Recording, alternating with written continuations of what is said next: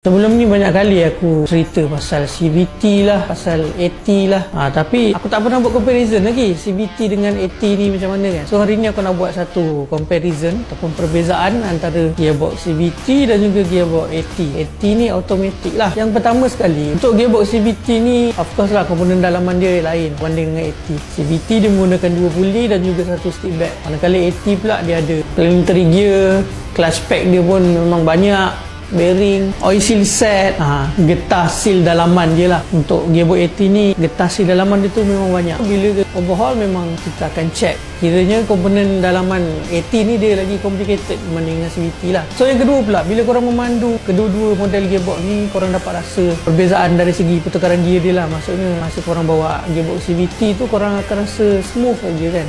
So yang untuk AT ni pula korang boleh rasa lah gearbox tu dia sedang tukar gear. Yang ketiga pula, ketahanan dan juga jangka hayat dia. Mostly aku boleh cakap jangka hayat untuk gearbox AT ni dia lebih panjang lah berbanding dengan CVT ni. Selalunya CVT kan dia akan ada masalah dengan kadang-kadang stick bag putus, kadang-kadang puli di jam, ada yang boleh jadi bearing dekat puli tu rosak. Berbanding dengan AT pula, AT ni selalunya bila clutch dalam gearbox tu dah habis ataupun haus ataupun seal dalaman dia dah mengeras, baru kena overhaul lah. Yang keempat pula, kalau kedua-dua gearbox ni rosak, apa benda yang kita akan tukar? Mostly kalau CVT ni stick bag lah yang kita akan tukarkan. Kalau macam Honda kita akan provide yang upgrade punya.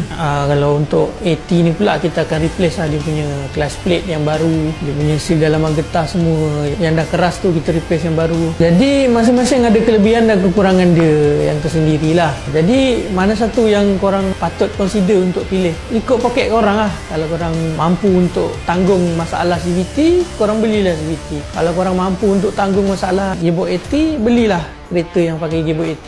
Okay, itu saja dari aku untuk hari ini. Jadi kalau korang ada masalah dengan gearbox kereta korang, boleh rujuk kita orang Transmetik Automotive Seksyen 15 Shah Alam.